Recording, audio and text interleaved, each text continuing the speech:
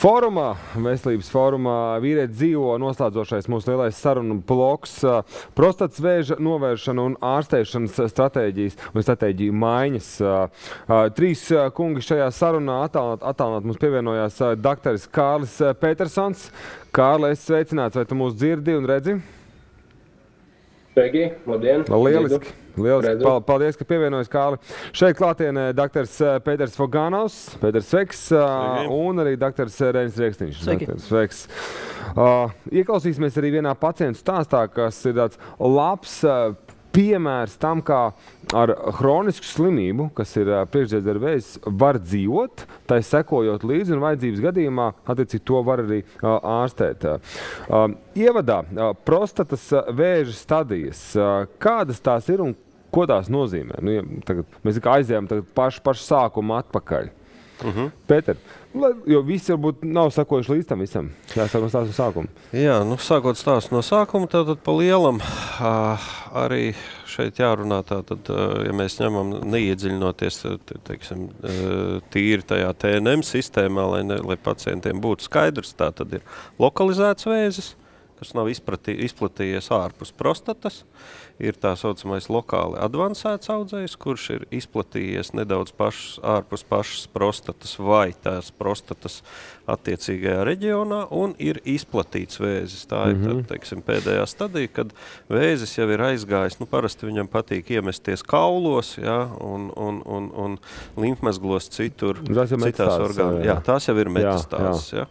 Nu, un tad, ja mēs runājam par novērošanas stratēģijām, droši vien, jā, tad pamatā šīs te novērošanas stratēģijas ir diva veida. Jā, tātad viena veida ir tā saucamā aktīvā novērošana, kad mēs varam aktīvi novērot pacientu pie zemām stadijām, jā, pie maz agresīva audzēja, un, kā tu teici, pielietot ārstēšanu tad, kad mēs manām, ka tas audzējs sāk attīstīties. Un otra ir tā saucamā nogaidošā taktika vecākiem slimākiem pacientiem, kuriem iespējams pat ir izplatīta slimība, bet kamēr viņi viņus netraucē, mēs varam nepielietot ārstēšanu. Varbūt kolēģiem kaut kas piebilstams.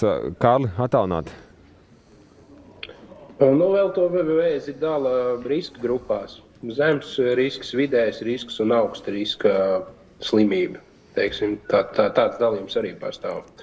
Un tad attiecīgi katrai no šīm grupām mēs varam piedāvāt attiecīgu ārstēšanu. Reini, piemēram, nu, ja tiek noteikta diagnoze, bet pacients saka, zini, es gribu dzīvot. Tā var darīt. Un nu nenoteikti kā ārstēšana tajā brīdī. Viņš saka, es gribu dzīvot. Nu, jā. Es domāju, ka pacients jebkurā gadījumā pie kādas diagnozes noteikti teiks, un arī mūsu ārstu vēlam ir tā, lai pacients dzīvot. Šeit runāt konkrētāk. Jā, bet neārstējoties. Tātad šeit tā galvenā doma ir tāda, ka pacients jāizvērtē, ir jābūt individuāli sarunai pacientu par viņa vēlmēm, sagaidāmajām lietām, ko viņš vēlas sagaidīt no tā, ka mēs viņu šobrīd aktīvi neārstēsim. Un ar ko viņš ir gatavs, teiksim, varbūt, nu, mainīties pret šo neārstēšanu. Jā, teiksim, tā ir labāka funkcionālā urīna trakta darbība, jā, vai varbūt tā ir uzlabota vai saglabāta seksuālā funkcija, ja, bet nu, viņš izvairās, principā tas mūsu mērķis ir izvairīties no ārstēšanas toksicitātēm, ja mēs to varam izdarīt. Ja to var izdarīt. Ir bieži gadījumi praksē, kad ir jāpierunā ārstēties, zinot diagnozi. Jāpārliecinas, lai gan labošu savu jautājumu. Jā, droši vien, ka pareizāk būtu nevis pierunāt, bet pārliecināt. Jo, ja mēs runājam ar pacientu, it īpaši šajā gadījumā, kad jums jārunā par urīna saturēšanu un pacienta intīmo dzīvi, ja, nekāda pierunāšana vai ar radiem piespiešana gala beigās labu rezultātu nedos. Ar sievām vēl kaut kā. Jā, jo šeit pacientam pašam, tātad, kā tu pareizi teici, viņš ir jāpārliecina, jāizskaidro, jāmin fakti, un kā Reinis teica, jāpastāsta, ko viņš iemaina pret, teiksim, aktīvu ārstēšanu. Mūsdienās gan ir, es esmu novērojis diezgan arī otrādu faktu, ja, kad pacientam ir konstatēts, kā Kārlis teica, zema riska, lokalizēts audzējs, viņi varētu uzreiz neārstēt aktīvi. Pacienti atnāk, viņi saka, kā man taču ir vēzis, ja, mani vajadzētu aktīvi tagad ārstēt, operējiet mani. Un mūsdienās diezgan bieži sanāk aprunāties ar pacientu un nomierināt viņu, ja, ka tā ir hroniska kaita, kuru mēs tagad novērosim un varbūt nākotnē ārstēsim. Jā. Mums ir viens video materiāls ar mūziķu Hariju Zariņu no Opus Pro grupas, kuram 7 gadus tika veikts to sauc par aktīvu novērošanu, vai ne? 7 gadus sekoja līdzi, un tajā brīdī, kad vēža šūnas mutējās tā kā nevajag, tika konstatēts, ka ir jāveic ķirurģiska iejaukšanās. Nostamies šo te video, un tur ir ļoti labi no tāda tīra pacienta stāsta, ka nevienmēr uzreiz kaut ko griezīs, kaut ko darīs, bet vienkārši tu dzīvo dzīvi, un ārsts tev seko visam tam līdzi. Lūdzu video. Harijs Zariņš. 66. Manu prostatas vēzi atklāja atklājās viņš ļoti vienkārši. Ja? Es vienkārši gāju nodevu analīzes. Un man bija paaugstināts PSA, bet viņš bija normas robežās. Protams, es zvanīju savam urologam, kurš teica, it kā jau visi normas robežās, bet, varbūt, ka tomēr pārbaudies. Bet es domāju, ja ir normas robežās, ko es tur iešu baigi saspringt, jo sajūtas bija ok. Ja? Nekādu absolūtu nejūtu, nekādas tādas kaut kādas blaknes vai kaut kādas parādības. Ja? Un tas interesantākais ir tas, labi, pagāja kaut kāds, laikam, gads, es uztaisīju vēlreiz PSA, un viņš bija drusīt virs 4. Es vēlreiz, protams, devu ziņu savam urologam. Viņš teica, ir gan laiks pienācis tev pārbaudīties. Un tad, kad es pārbaudījos, tad man jau bija 2. stadija. Un es sāku savā galvā domāt, ko tas vispār nozīmē. Un tas nozīmē to, tad, kad man bija 2,5, es tā vismaz domāju, es neesmu ārsts, bet es tā domāju, ka tad jau man točni bija 1. stadija. Un, tas nav, ka tev pasaka, ka tu esi loterijā vinnējis. Viss ir pilnīgi otrādāk. Jā. Diezgan traki. Jā. Man bija tā, ka man paziņoja to, ja kādu tas interesē, man bija jubilejas koncerts Ogrē. Un tieši pirms koncerta man to paziņoja. Es vispār neatceros, kā es to koncertu nospēlēju, bet video skatījos, tā pateikt, malas tā kā it kā nevarēja. Jo grupas biedriem ar tikai vienam pateica, lai nesatraumētu pārējiem psihijā. Novērojusi 7 gadi. Jo aizejot pie ārsta, ārsts kopīgi es vismaz ar savu ārstu, mēs izlēmām, ka nav jāveic ne starošana, ne operācija. Absolūti nekas nav jādara. Protams, tā jau ir pilnīgi individuāli. Katram cilvēkam ir sava lieta. Es nomainu ēšanas paradumus. Lai justos labāk, sāku tur vairāk varbūt ar sportu nodarboties. Tas ir katram, bet nav absolūti nekādas izmaiņas dzīvē, pilnīgi nekāda. 2 reizes gadā būtu vēlams to PSA taisīt, kā es to darīju, es tā saprotu, bet to jau daktars nozīmēs pats, jā. Un vai 1 reizi vai 2 reizes gadā magnētisko rezonanci. Jā. Bet tagad ir iegādāts tas, es nemācēšu nosaukt, pareizais aparāts, ja, kas ir viens no labākajiem, laikam, Austrum Eiropā. Un tad vācieši šīs jau bildes atzina pa labām esam. Tā kā es domāju, ka valsts tur ir ieguldījusi ļoti pareizi naudiņu. Jā. Un var jau būt, kad arī vēl ilgāk es varētu to novēroties vēl ilgāk, ja? Bet viņš pēkšņi kaut kā sāka progresēt diezgan strauji. Notika šīs pārbaudes, un tai pēdējā mirklī noķēra viņu, ka viņš iet strauji sāk augt. Ja? Un tad pieņēma lēmumu operēties. Un ka tas jādara ļoti steidzīgi, ārkārtīgi steidzīgi. Jo visi brīnījās, kā var būt visu laiku stāvēt uz vietas, un pēkšņi vienā momentā viņš sāka savu uzvaras gājienu. Ja, kā arī jūs minējāt, ja es nebūtu pārbaudījis, tā būtu, tad arī uzvaras gājiens būtu uzvaras gājiens. Bet tagad es ceru, ka viņam ir sadots kārtīgi. Jā. Es tā ceru. Un pie ģimenes ārsta ir jāiet, obligāti. reizi gadā kaut vai jāaiziet, jāuztais vienkāršās asins analīzes. Tas neko nemaksā. Un cik es tagad zinu, vīriešiem, laikam, tā analīze ir divreiz gadā pavelti. Ja? Bet vienalga viņi ir, pat tad, ja tu ej pa naudu, viņi ir lētāk nekā toaletes papīrs. Kas tad tur? Tas jau tikai pašam priekš sevis.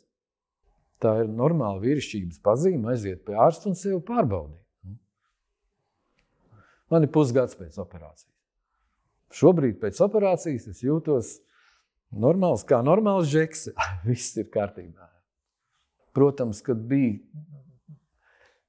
uzreiz domāju, kad jāgriež vai kaut kā. Īstenībā tā padomājot, es ar tā domāju, ja vēzis tam momentā ir jāgriež. Bet tagad jau tas ir pilnīgi savādāk. Tas pēdējos gadus ir, pirmām kārtām ir daudz, kas attīstījies. Kā es teicu, Latvijā beidzot ir īsta normāla magnētiskā rezonanse, kur var to visu redzēt un smalki. Biopsija arī ir superīga. Jā, viss, nav jau tev neko, es vispār neko tur nejūtu. Ja? Tad biopsija, cik es zinu, man bija pašam 2 biopsijas, viena bija bez narkozes, to arī es izturēju, bet tas jau bija tad, 7 vai cik tur gadu atpakaļ. Jā. Tagad ir kopējo narkozes, pamosties viss, un tev ir rezultāti. Kāda problēma? Tā kā nav nekas tāds traks. Jā. Uzsaukums ir ļoti vienkārši. Aiziet un sākat ar ģimenes ārstu, uztaisiet asins analīzi, un ja kas, tad ejiet pie ārsta pakonsultēties. Lielāko daļu jau nekā nebūs. Bet ja gadījumā ir kaut kas, tad pēc iespējas ātrāk vajag to noķert un saprast, ko darīt. Ja? Lai nebūtu kā, šis stāsts es jau izstāstīju, ja, ka ja es nebūtu novērojies, es varbūt nenoķertu to pēdējo brīdi, un šeit vairs nesēdā. Tas ir viss stāsts, bet tas ir katram pašam jāizlemj. Es iesaku ļoti vienkārši aiziet uztaisīt asins analīzi.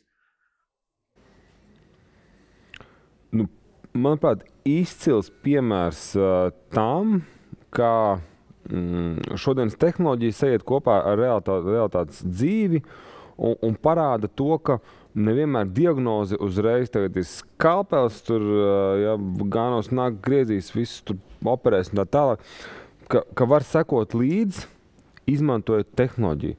Bet svarīgākais bija atrast, diagnosticēt, uzzināt. Īsti varbūt replika par Hariju Zariņu šo te stāstu. 7 gadu ilgs laiks vienkārši aktīvi vēroja. Jā. Kā to var izdarīt? Tā tīri vienkārši praktiski. Kā tas? Tīri tieši ļoti labi, ka mēs pieskārāmies šai tēmai. Ja. Tātad attiecīgi ļoti daudz pacienti pārprot. Tajā brīdī, kad tu pasaki, ka jums ir diagnosticēts audzējs, bet nekas, uzreiz nav jāoperē, mēs jūs novērosim tā tālāk, viņš iziet ārā no ārsta kabineta, sieva prasa, ko ārsts teica? Ārsts teica, viss labi, nekas nav, ejam mājās.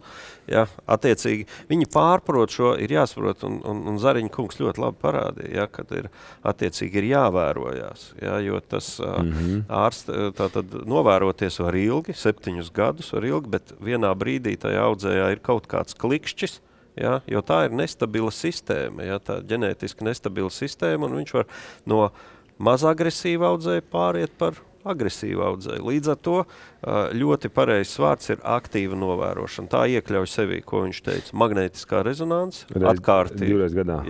atkārtota biopsija, ja nepieciešams reizi gadā, un, protams, papildus viss PSA monitorēšana, apskata, izmeklēšana tā tālāk.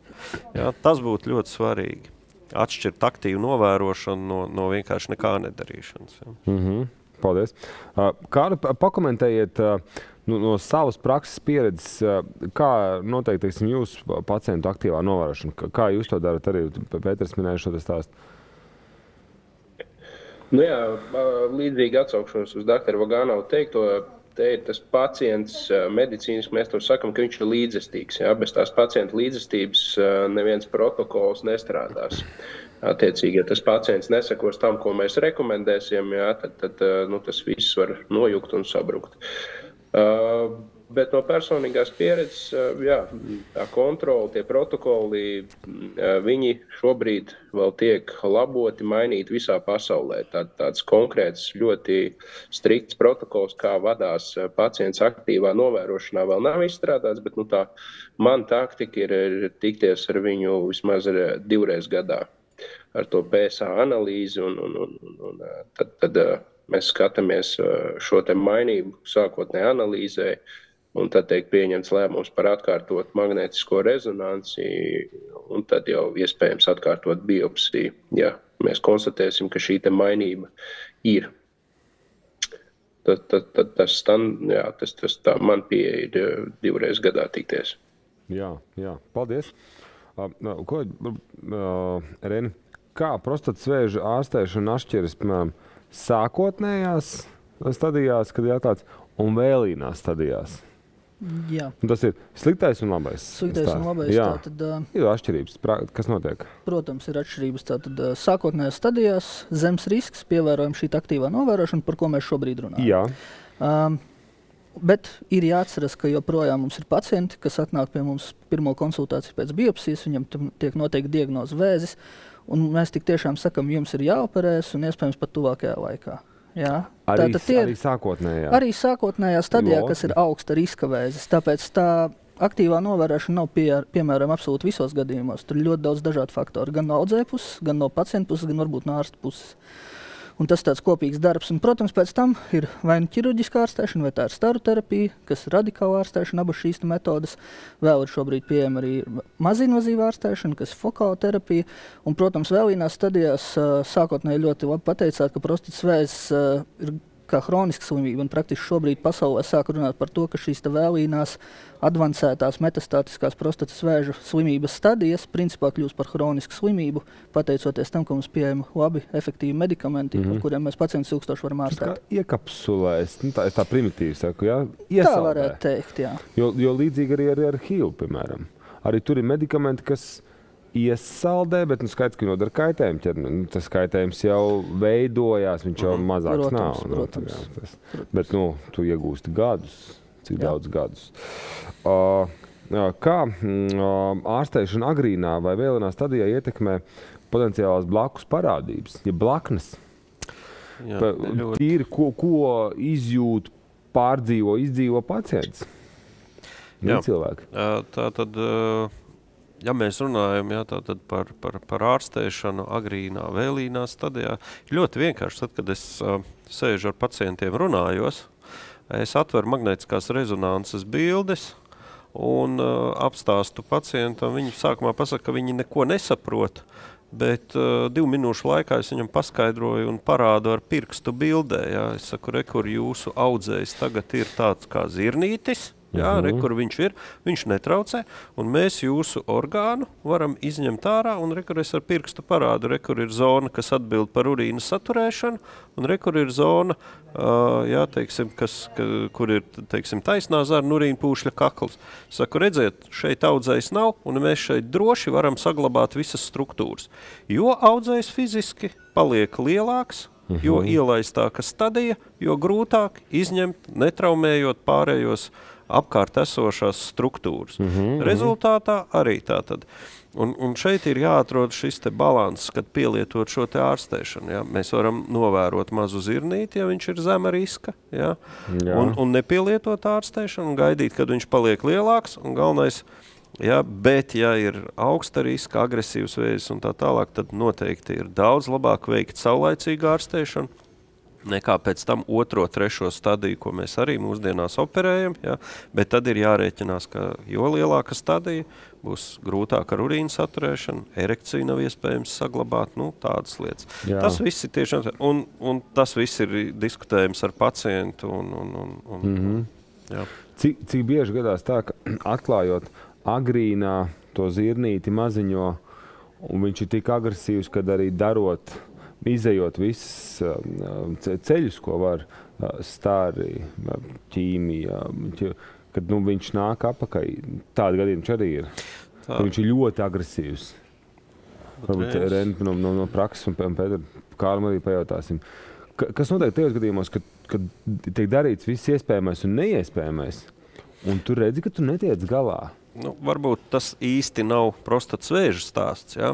Tas nav prostatas vēža stāsts. Tas bieži nav, bet, protams, ir bijuši tādi gadījumi, dari, ko gribi, vēzis atrod, nāk ārā. Bet parasti šeit iepriekš bija ļoti laba saruna par ģenētiku. Ja? Tie parasti ir jauni vīrieši ar ģimenes anamnēzi, ja? Tātad ar ģimenes, ja? Tie ir jauni vīrieši ar agresīvu vēzi, un tu vari darīt, ko tu gribi. Viņš ļoti strauji progresē.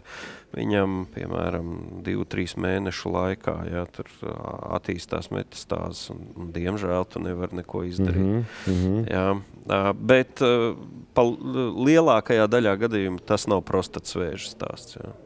Tas ļoti bieži ir sēklnieku audzēja stāsts jauniem vīriešiem, ja mēs runājam par vīriešiem. Nu, protams, plaušu vēzis un tādi vai agresīvs urīnpūšļu audzējs, ja, kas var dot tādas. Ja. Bet prostatas vēža gadījumā, saku, ļoti reti, kad mēs tā varam nolaist rokas un diemžēl nekas neizdodās. Ja. Jā, paldies. Kāda tava pieredze? Teiksim, noslēdzot jebkuru ārstēšanas posmu, vai tā būtu operācija, vai tā būtu starterapija, vai tā būtu fokālā terapija, tie slimnieki jau nekur nepazūd. Viņiem ir jānāk tāpat uz regulārām kontrolēm. Un teiksim, ja tā situācija iet tādā stabilā fāzē, kad urologs jūt, ka tā situācija, teiksim, nemainās un ir stabila, tad, teiksim, tos grožus var nodot atpakaļ ģimenes ārstam un to kontroli turpināt. Bet, kā jau es teicu, pabeidzot vienu ārstēšanu šo te ciklu, tas ir tikai viens cikls, viņam kontrols turpinās. Tas nenozīmē, ka tagad viss punkts un mēs aizmirstam šo te vēzi. Pat, ja šī slimība ir, tā teikt, radikāli ārstēta, jeb doma, ka viņi ir izārstēti tādā brīdī. Jā, paldies, Kārli. Noslēgumā mēs šīs 2 dienas esam diezgan maz runājuši par naudu. Un te jautājums tāds, vai visas šīs, teiksim, pārbaudas, izmeklējumi, urologa apmeklējumi, tas ir valsts apmaksāts, mūsu nodokļu maksātāji apmaksāts. Kas maksā par visu šo, sākot ar terapijām, visu pārējo, kas ir? Tas ar cilvēkiem kritis svarīgi ir. Uz doto brīdi, tātad attiecīgi, kas attiecās uz diagnostiku, ārstēšanas metodēm, medikamentozo ārstēšanu, ja, es varu teikt, ka mēs esam diezgan augstā plauktiņā. Jā, tātad attiecīgi ir zaļais koridors pacientiem. Jā, tātad, un viņš ir pieejams. Jautājiet saviem ģimenes ārstiem, ir ļoti daudz dažādu grūtību tikt, jā, bet jautājiet ģimenes ārstiem, pie urologa tiksiet ar aizdomām par audzēju, 10 dienu laikā tiksiet pie urologa, to es garantēju. Mēs tieši vakar šeit, mēs pirms sākām tiešā gāja garām viens kungs, viņš neredzēja šeit pat sēžam, viens no pacientiem. Viņš teica, viss ir super, bet pieejamībā, ka tev tur netiec, bet 10 dienas tas nav. 10 dienu laikā tiks. Uz izmeklējumu attēlu diagnostiku visu apmaksā valsts skelets cintigrāfija, magnētiskā rezonanse, kas ir diezgan grūti, bet piepūšot vaigus stradiņos nav neviens atteikums bijis. Es pa stradiņiem varu pateikt, bet es domāju, ka tāpatās ir visur. Visiem atrod vietu mēneša laikā attēlu diagnostiku. Zaļais koridors strādā, to visu apmaksā valsts. Ārstēšana, viss pieejama ārstēšana, staru terapija ir pieejama, hipofrakcionētā, tā saucamā stereo vai jeb robotizētā starošana arī ir valsts apmaksāta, ir pieejama. Medikamentu klāsts, praktiski visi, nevis visi, bet lielākā daļa modernie antiandrogēni ir pieejami valsts apmaksāti. Kur buksē, kur ir grūti, dinamiskā novērošana. Dinamiskā novērošana, tas ir tie pacienti, kuri ir saņēmuši ārstēšanu, pēc tam uz novērošanu pieejamība ir grūti. Jā. Un, ja slimības recidīvs ir, tad ir teorētiski pastāv tā saucamais dzeltenais koridors, kurš diezgan buksē, jo tas ir vēl viens, man liekas, sitiens attēlu diagnostikas, kā saka, industrijai, jo tur ir grūti. Tur ir problēmas uz doto brīdi. Recidīvs tā kā atgriežas atpakaļ. Jā. Ka tev atkal, principā, jāsāk process no jauna. Jā. Bet ja mēs runājam par pamatu ārstēšanu un visu tur, tas pa naudām, kā teica, nauda nav problēma, naudas nav. Jā. Šī manuprāt, laba ziņa, ar ko noslēgt mūsu šī gada fórumu. Reini, Pēter, liels paldies. Kārli, paldies arī tev, ka atradāt laiku. Jā, novēl, lai jums maz darba, veči. Jā. Bet, lai jūs esat pēduši sveiki un veseli. Cienījamie skatītāji, paldies, ka sekojāt līdz šai 2 dienu konferencē fórumam, kur mēs runājam par vīriešu veselību daudz dažādos aspektos, sākot no gēniem, beidzot ar pašu ārstēšanas procesu, ar statistiku un citām lietām. Ja jums ir interese, droši ieiet Latvijas urologu asociācijas Facebook lapā. Es zinu, ka arī, ja nemaldos, YouTube būs pieejami šie video materiāli, bet Facebook lapā pavisam noteikti tas viss ir pieejams. Arī tēzes atziņas, kontakti, jums vai kā, teiksim, uzrunāt urologu vai Stadiņos vai Austrumu slimnīcā, tā ir jūsu brīva izvēle. Sargiet sevi, es ļoti ceru, ka kādam kaut kas aizķērās aiz auss vai kājas vai vēl kaut kur citur, un ņemiet šo vērā. Ir kolosāli dzīvot kvalitatīvi un ilgi, un tas ir forši, un ir forši redzēt, kā dzimst bērni, ir forši redzēt, kā saviem bērniem dzimst jau viņu bērni. Baudīt dzīvi vienkārši. Tā ir tā labā lieta, bet kvalitatīvi. Bet ir kaut kādi mazie mājas darbi jāizdara atbildībā par sevi un par saviem līdzcilvēkiem. Lai jums kolosāls novembris, svētku laiks, arī vīriešu veselības mēnesis un lai priecīgi Ziemassvētki. Atā.